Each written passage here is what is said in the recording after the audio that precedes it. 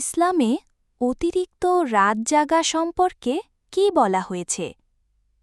রাত জাগা আল্লাহ অপছন্দ করেন। আল্লাহ বলেন, তোমরা নিজেরা নিজেদেরকে ধ্বংসে নিক্ষেপ করো না।